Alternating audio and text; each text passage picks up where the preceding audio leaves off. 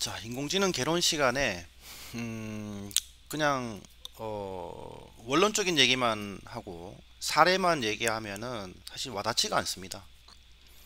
우리가 어떤 거를 공부할 때 내가 눈으로 보고 확인하고 실습을 해봐야 이게 대단하다라는 것을 알게 되고 그 분야에 대해서 관심을 갖게 됩니다. 그래 이제 공부할 수 있는 동기부여가 되죠.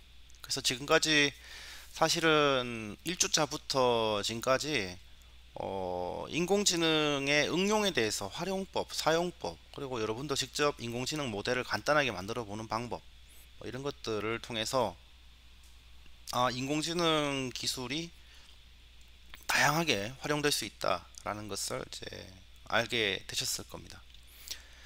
자, 이번 영상에서는 그 인공지능이 어떻게 이렇게 발전해 왔는지, 그리고 또 산업에서 지금 어떻게 활용되고 있는지 또 한번 좀 쭉 리뷰를 해보려고 합니다. 자, 우리가 실습을 해보지 않고 이 내용을 보면 그냥 그런가 보다 하겠지만, 우리는 이미 기술적인 부분을 다뤘고 여러분들 다 눈으로 확인을 했습니다. 그래서 그 내용을 바탕으로 이런 내용을 보시면 조금 더 와닿을 것 같습니다. 네. 자, 1997년도에 딥블루가, 이것도 이제 인공지능이에요. 97년도에요. 97년도. 오래됐습니다. 그죠? 딥블루라는 인공지능이 그 인간 그 체스 챔피언이었던 이 카스파로프를 상대로 이겼습니다. 97년도에. 소프트웨어가 이 인간을 상대로 이 체스에서 이겼습니다. 그 당시에 어떤 평가를 했는가 하면, 와, 이 컴퓨터가 이 사람과 경기에서 이긴 거에 대해서 이 라이트 형제의 첫 번째 비행이다, 또는 아폴로호의 달 착륙과 같은 그 정도의 충격이다라고 이렇게 평가를 했다고 합니다. 사실 이게 이제 인공지능 시대로 가는, 어떻게 보면 첫 번째 징조였다, 이렇게 보시면 되겠습니다. 근데 이 97년도 이전에 우리가 좀 어떤 일이 있었는지 조금 살펴볼 필요가 있을 것 같아요. 그래서 그래서 우리가 인공지능과 관련돼서 우리가 그 보면은 1943년 이전부터 사실은 이 인공지능에 대한 연구가 시작됐다라고 보시면 됩니다. 그 튜링 테스트라는 게 있죠, 그죠? 예, 그래, 그 가려놓고 사람하고 응답을 주고 질문을 주고 받다가 그 소프트웨어를 컴퓨터로 변경을 합니다. 변경을 하고, 그렇게 변경을 했음에도 불구하고 그것이 컴퓨터인지 사람인지 모르면 우리는 인공지능이다라고 이제 평가를 내리는 그런 테스트를 튜링 테스트라고 합니다. 그래서 이런 튜링 테스트가 나왔다라는 것은 뭔가 하면, 기계가 인간을 대체한다라는 개념을 이미 이때부터 생각을 한 거죠. 네. 그 다음에 뭐 56년도에 최초의 인공지능 학회가 이제 만들어지기 시작했고, 그 다음에 57년도에 이 단순 신경망으로 인간의 뇌를 이제 구현해내게 됩니다. 3계층이죠. 지금 그 당시만 해도. 그래서 어쨌든 상당히 일찍 40년대부터 컴퓨터가 인간을 모방할 수 있을까? 인간의 어떤 지적인 능력을 대체할 수 있을까를 이렇게 고민한 연구들이 있었습니다. 이미. 그 다음에 59년도에 인공지능 연구소 MIT에 최초로 이제 만들었고요. 그 다음에 63년도부터 이미 음성 인식 프로젝트를 시작을 했습니다. 63년도에 우리가 음성 인식 다 했죠, 그죠? 음성을 이야기를 하면 텍스트로 변환을 하고, 또 텍스트 변환된 거를 번역을 하고, 텍스트 변환된 거에 대해서 문맥을 파악을 해서 품사까지 다 알게 되고, 그 문맥 텍스트 중에서 주요한 오브젝을 또 판별하게 되고, 심지어 텍스트 상에 존재하는 감성까지도 잡아낸다. 사실 여기에서부터 모든 연구가 시작된 거죠. 이때부터, 이전부터. 그 다음에 66년도에 인공지능 채팅 프로그램이 만들어졌습니다. 채팅 프로그램. 인공지능 채팅 이거 뭔가요? 어떻게 보면 챗봇이죠, 챗봇. 그죠? 예. 그래서 66년도에 인공지능 채팅 프로그램, 사람과 인공지능이 대화를 하는. 그러다가 이제 이렇게 발전하면서 97년도에 딥블루가 인간을 상대로 승리를 하게 됩니다. 예. 이런 과정이 있었던 거예요, 사실은. 그래서 쭉 살펴보면, 자, 최초의 계산기를 만들었고, 뭐 이렇게 컴퓨터 1642년도부터 어쨌든 계산기를 만들기 시작해서 지금 튜링 테스트라는 얘기가 바로 뭐라고 그랬어요? 인공지능을 염두에 두고 만든 테스트죠. 예. 그 다음에 97년도에 이제 딥블루 사태가 있었고, 2002년도에 인공지능 청소기 개발이 되었습니다. 그래서 집에서 이렇게 이렇게 청소기가 다니면서 자기가 가지 않은 길을 생각하고 먼지가 있는 곳만 찾아서 계속 청소를 하는 거였죠. 그 다음에 2009년도에 구글이 자율주행 자동차를 개발했습니다. 개발해서 테스트하기 시작했고, 그 다음에 2011년도에 IBM의 왓슨이 제프리 쇼에서 나와서 키조왕이 되었습니다. 인간을 상대로 이 자연어를 인식을 해서 어, 답을 찾은 거죠. 그러니까 어떻게 보면은 이 97년도는 체스라는 아주 그 좁은 범위의 응용해서 인공지능을 만드는 건데, 이 제프리 쇼가 의미가 있었던 것은 뭔가 하면 어, 질문 자체를 인식을 해서 그 자연어를 해석해서 답을 찾았다라는 겁니다. 그 다음에 2011년부터 14년까지 인공지능 스피커, 그죠? 인공지능 비서, 애플의 시리라든가 뭐 구글에서 이런 음성 인식 기반의 인공지능들이 이제 막 기술 개발이 돼서 출시가 되었고요. 2014년도에 겐이라는 기술이 소개가 되었습니다. 요즘에 나오는 Deep Real AI, 그죠? 합성 기술, 이런 기술의 기반이 되는 것이 되겠습니다. 그러다가 이제 2016년도에 알파고 대전이 있었죠. 사실은 이전부터 인공지능은 계속 발전해 오고 있다가 2016년도에 알파고 경기를 기점으로 인공지능이 핫 이슈가 됩니다.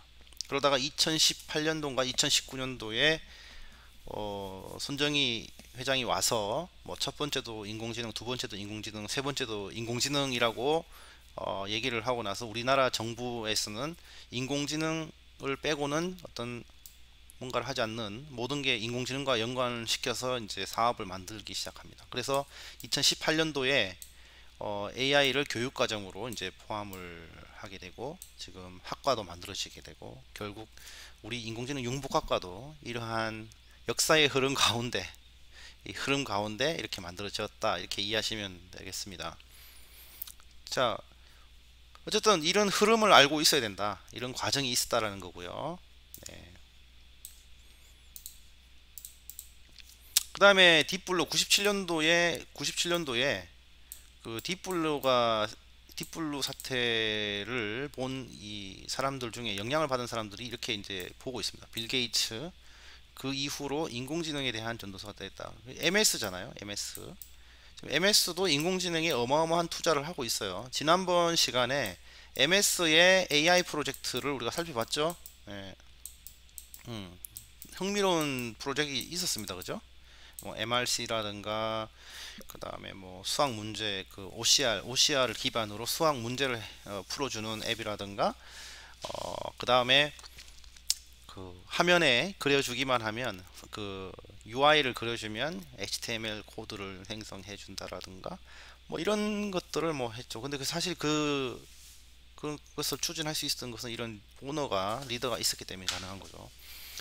그 다음에 97년도 당시에 이제 세르게이 브린과 레리 페이지가 이제 대학원생이었는데, 그 영향을 받았다라고는 직접적인 근거는 아니지만 해가 우연의 일치인지도 모르지만, 이 당시에 98년도에 구글을 창업을 했고, 그리고 나서 AI 기업으로 또 발전하게 됩니다.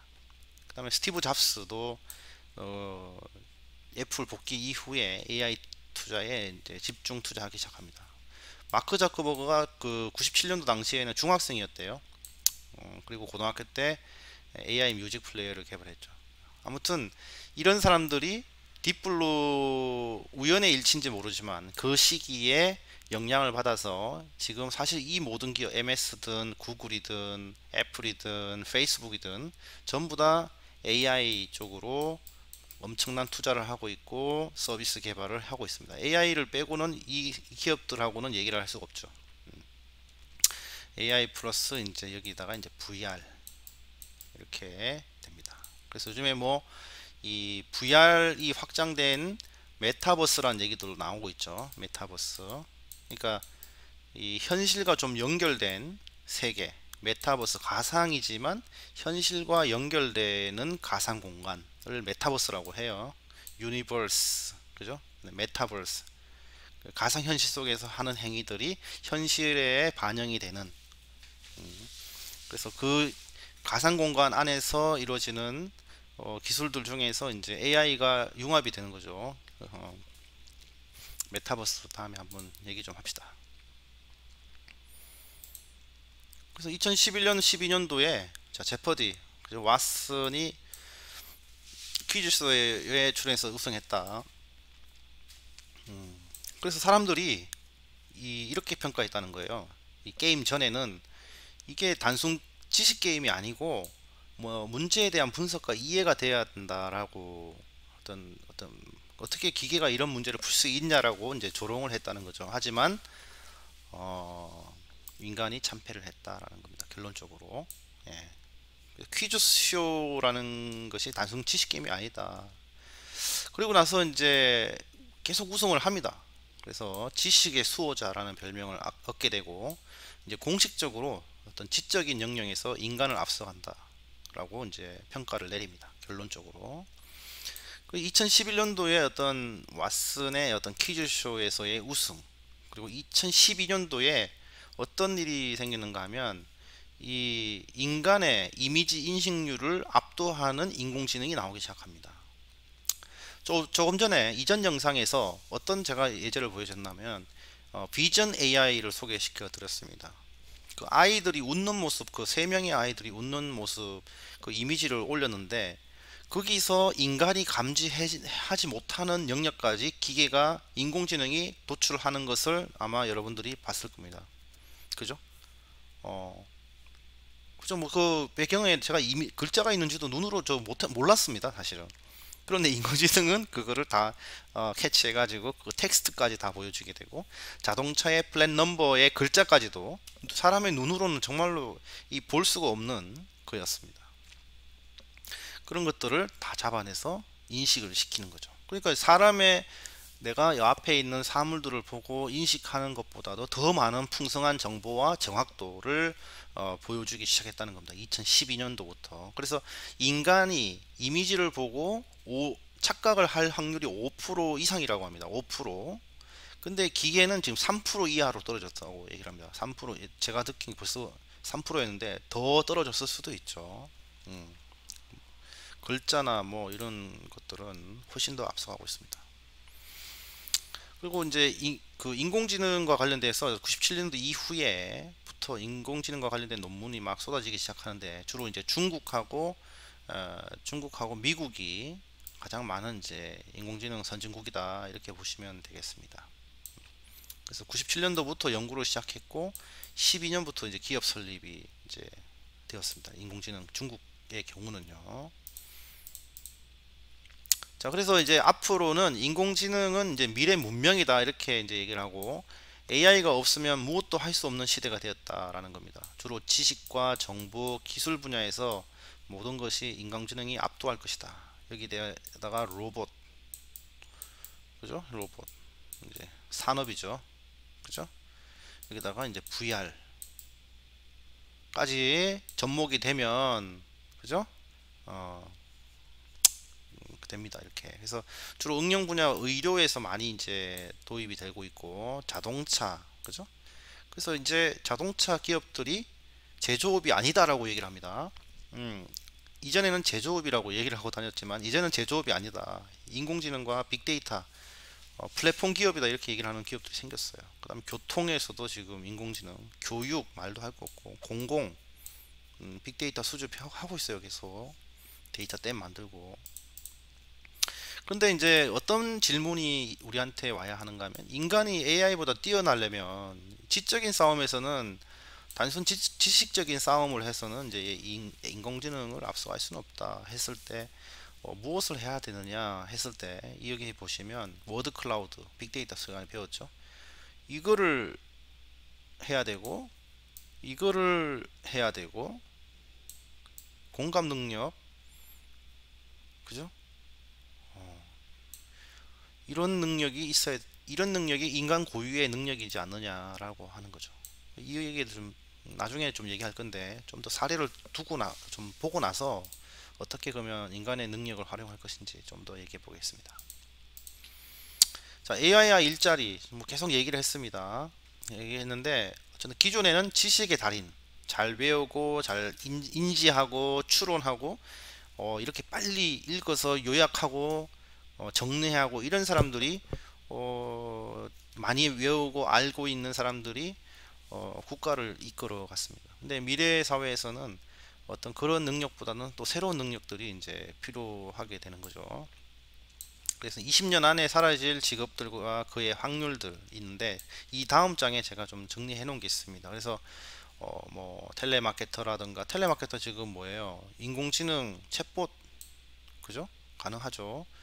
회계사 뭐 이런 직업들이 인공지능에 의해서 대체될 확률이 높다라고 지금 얘기를 하고 있습니다. 뭐 배우도 어떻게 보면 딥 리얼 AI 기술이 발전하면서 다양한 배우의 합성이 나오고, 그들의 액션과 말과 행동을 훈련시켜서 배우를 대체할 수 있다라고 보는 거죠.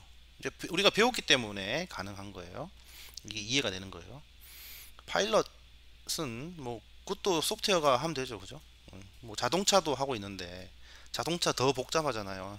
다니면서 다양한 이벤트가 생기는데, 어, 근데 이렇게 사라질 직업들이 있는가 하면, 그죠? 이제 앞으로 생겨날 직업들에 대해서 얘기를 합니다. 사실 우리는 여기에 관심을 가져야 되는 거잖아요. 우리 학교니까, 그죠? 그래서 빅데이터 분야의 직업이 엄청나게 증가할 것이다. 그죠? 그 다음에 스마트홈, 그 다음 웨어러블, 뭐 이런 쪽 대부분 IT와 관련된 것이고요. 그죠? 그 다음에 관광 산업에 대한 인력도 많이 늘 거다라고 얘기를 합니다. 다니니까 바이오 의학 이쪽으로, 헬스케어 쪽으로, IT와 헬스케어, 그 다음에 핀테크 쪽으로, 어쨌든 크게 세 가지로 우리가 요약을 할 수 있겠네요. 이쪽으로는 직업이 늘 거다. 그 다음에 이제 일자리 관련해서 재밌는 얘기가 있어요. 보면 2013년도에 우리가 캔쇼 테크놀로지라는 스타트업을 이제 설립을 했는데, 이때 이제 골드만삭스가 상당 투자를 했다고 합니다. 그리고 2014년도에 이 캔쇼, 인공지능 캔쇼가 사실 뭐 사람처럼 이렇게 다니는, 로봇처럼 다니는 건 아니고 소프트웨어겠죠. 이 캔쇼가 골드만삭스에 입사를 하게 되고, 2014년도에 600명의 그 금융 트레이더가 할 일을, 한 달 동안 할 일을 3시간 20분 만에 마무리하게 됩니다. 그러니까 이 골드만삭스 입장에서는 이 인공지능 하나가 골드만삭스의 트레이드가 되려면 엄청난 교육을 받고, 엘리트들이 들어가는 데잖아요. 이 엘리트들 600명을 한 번에 대체해 버립니다. 그래서 이게 엄청난 충격이었고, 그래서 이제 금융 투자 기업이 아니라 인공지능 기업으로서 이제 방향을 전환하게 됩니다. 그다음에 모건 스탠리도 마찬가지로 인공지능이, 자, 15명이 한 달 할 일을 5분 만에 처리하는 이 결과를 만들어냅니다. 그래서 인공지능이 더 특정한 업무를 떠나서 상당히 범용적으로 인간을 능가하고 지배하기 시작한다라는 것을 이제 확인했죠. 벌써 옛날 얘기잖아요, 이거는. 자, 예전에 벌써 이렇게 했다는데 지금은 이거보다 더 하겠죠. 예. 인공지능 투자라는 얘기가 이제는 우리들 귀에도 듣고 있잖아요. 인공지능이 투자를 해드립니다. 그죠? 그래서 이미 2013년, 2014년, 2011년 뭐 왓슨, 2016년 그죠? 그런 뭐 알파고 사태 이런 것들을 들으면서 이미 우리는 인공지능과 뗄래야 뗄 수 없는 종속적으로 살고 있다라는 겁니다. 예. 미세먼지 농도라든가 모든 날씨, 뭐 내비게이션, 뉴스 모든 게 다 이제 인공지능이잖아요. 근데 이제 사실 우리는 소유자이지만 스마트폰의 소유자이지만 종속적으로 살고 있다라고 봐도 과언이 아니죠. 없으면 불안하고 생각을 해보세요. 스마트폰이 없다. 지금 당장 한 오늘 하루 할 수 있는 게 뭘까요? 예전에 인터넷이 없으면 상당히 불편하다고 생각을 했는데 인터넷이 없어도 할 게 없어요. 사실은 수업도 우리는 못하고 공부도 못하고 상거래도 못하고 스마트폰이 없어도 마찬가지예요. 이제는 그죠? 어디 다니지도 못해요. 예. 완전 이제 어떻게 보면 우리가 종속적인 관계가 되었다. 근데 알고 보면 스마트폰은 딱 필요한 기능만 제공해주는 약한 인공지능이거든요. 그러면 이 약 인공지능인데 이 강한 인공지능이 나오면 어떻게 될까? 성격을 가지고 의도를 가지고 있고 감성을 분석을 하고 막 이렇다면 어떨까요? 이렇게 지금 이 약한 인공지능에도 이렇게 지배를 받고 있는 종속적으로 살고 있는데 아무튼 그 다음에 이제 산업혁명과 이제 1, 2, 3차 산업혁명과 4차 산업혁명 간에 이제 비교를 해보면 이 3차 산업혁명까지는 일자리가 증가했습니다. 물론 증가하면서 증가한 이유 중에 하나는 쉬는 시간도 많이 늘었다는 거죠. 예. 주 5일 근무 이렇게까지 이제 근무 시간이 많이 줄었기 때문에 일자리가 좀 증가한 면도 있는데 어쨌든 일자리가 증가했다는 거고 이 4차 산업혁명의 일자리 감소는 이제 뭐 불보듯 뻔한 거고 이 학력이 그렇게 중요할까라는 얘기를 하고 있습니다. 예, 그쵸? 인간의 지적 능력을 고도화하기 위해서 우리가 학습을 했고 지식을 더 많이 알기 위해서 이렇게 공부를 했는데 이제는 GPT-3라든가 똑똑한 인공지능을 하나 옆에 다 끼고 다니는 시대가 되었습니다. 특정한 사람들, 예를 들어서 엄청난 새로운 것들을 만들어내는 사람들은 뭐 교육을 통해서 뭐 하겠지만 대부분의 사람들은 이제 영어도 통역을 해서 번역을 통해서 인공지능 번역을 기계 번역을 통해서 활용하면 되고 내가 필요한 지식도 그때그때 물어서 인공지능이 대답을 해서 우리가 학습을 하면 되고 따지고 보면 기존의 학교에서 배웠던 것들이 어떻게 보면은 이제 인공지능 서비스 또는 인공지능이 대신해 줄 수 있는 거죠. 그러다 보니까 일자리는 뭐 획기적으로 엄청나게 줄어들 수밖에 없는 겁니다. 교통 분야에서도 지금 재밌는 얘기가 교통사고의 90%가 인간의 부주의라고 합니다. 예, 인간의 부주의. 사실인 거죠. 다 사람의 잘못이에요. 기계가 잘못돼 자동차가 뭐 결함이 돼서 사고가 났다라는 것은 진짜 뭐 희소한 예죠. 아주 없는 거고 대부분 뭐 이런 인간의 실수인 거죠. 뭐 그죠?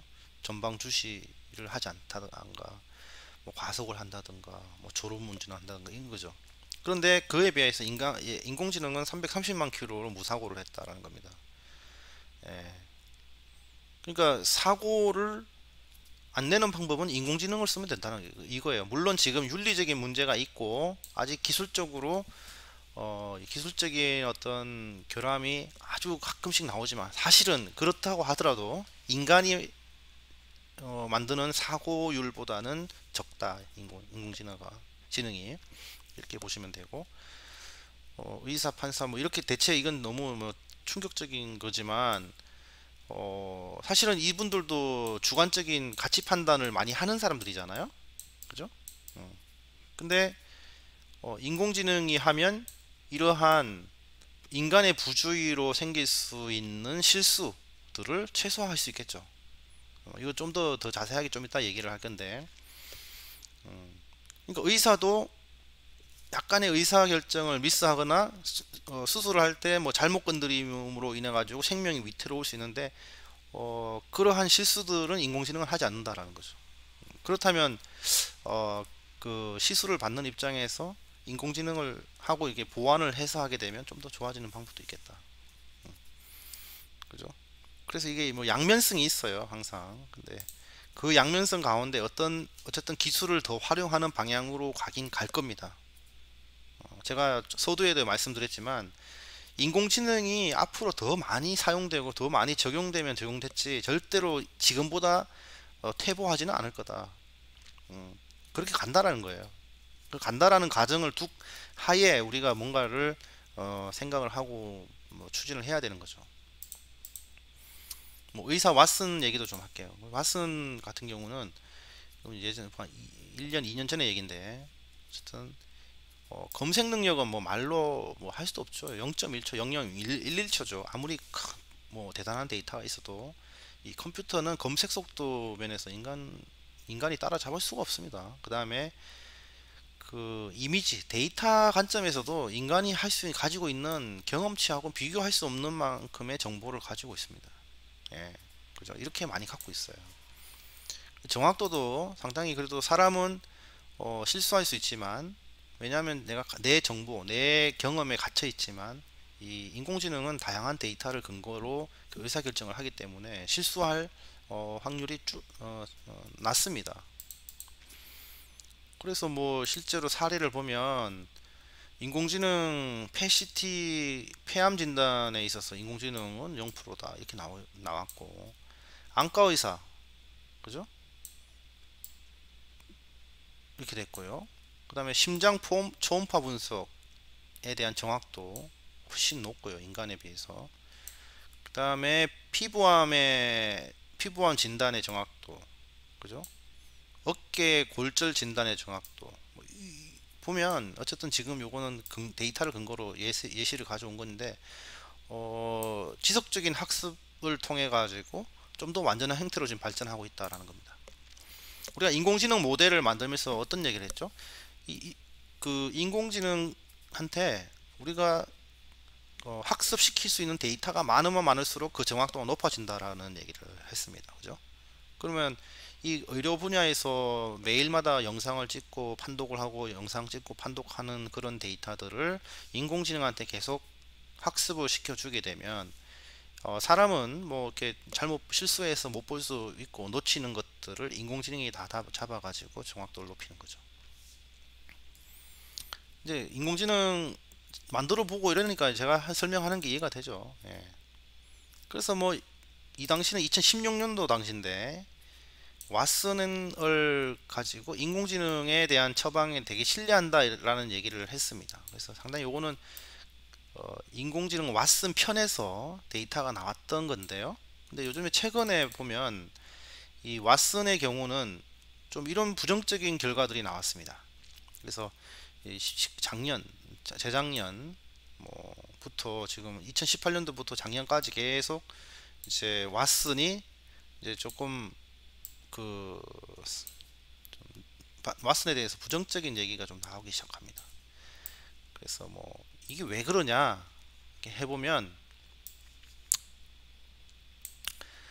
음 그러니까 생각만큼 활용하고 있지 않는다. 그러니까 그냥 기존에 쌓인 환자들 데이터를 기반으로 한 진단이 더 훌륭하다라는 생각이 든대요. 그 왓슨이 가지고 있는 방대한 데이터가 중요한 게 아니고 자기 환자들 데이터 지금 그 돌보고 있는 환자들 데이터를 가지고 진단하는 게 중요하다라는 얘기를 했고 그 다음에 이 왓슨의 데이터가 국내 환자에게는 특화되어 있지 않다라는 겁니다. IBM에서 만들었고 그죠? 하지만 앞으로 다학제 진료를 하는 데 있어서 보조적인 수단으로 활용하고 있고 어쨌든 결합은 지속될 것 같다라는 얘기를 합니다. 그죠?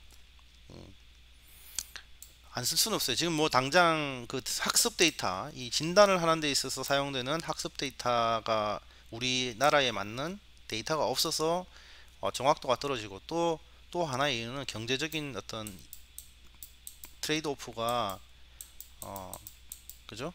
순익, 이익이 되지 않는다라는 것이 가장 크겠죠. 이 돈이 안 된다.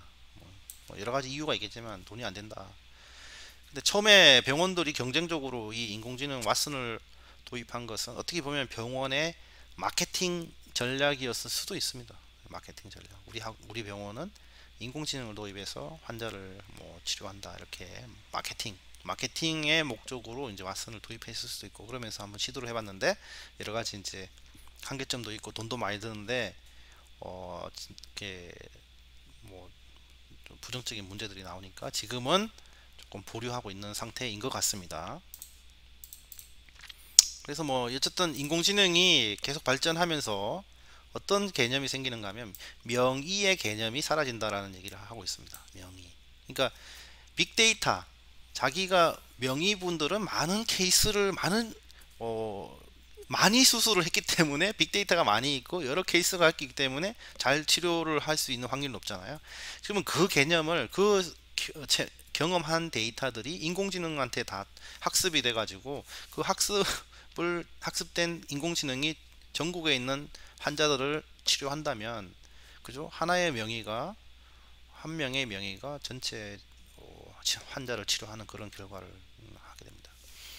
그 다음에 뭐 영역이 사라지고 그 다음에 의료 사고가 0%라고 하는데 사실은 뭐 인공지능이 하게 되면 실수율은 많이 낮아지겠죠. 그죠? 그 다음에 인공지능 주치의를 가지게 될 것이다. 이미 뭐 그런 시도는 주치의라는 개념이 나오고 있죠. 그 다음에 헬스케어 뭐 약사 얘기도 하고 있고요. 뭐 변호사, 판사 얘기하고 있습니다. 이쪽으로도. 그래서 지금 이걸 얘기하려면 끝도 한도 끝도 없으니까 오늘은 요 정도에서 일단 정리를 하고 제가 자료를 드리면 한번 보시기를 바랍니다. 그래서 다음 시간에 요 나머지에 대해서 교육 분야에 대해서 좀 하고 창의력과 공감 능력과 관련된 얘기를 하고 이 내용은 마무리하도록 하겠습니다. 예, 너무 또 길게 얘기하면 지루하니까요. 자, 오늘 수업은 이번 영상은 이걸로 마무리하겠습니다. 네, 수고하셨습니다.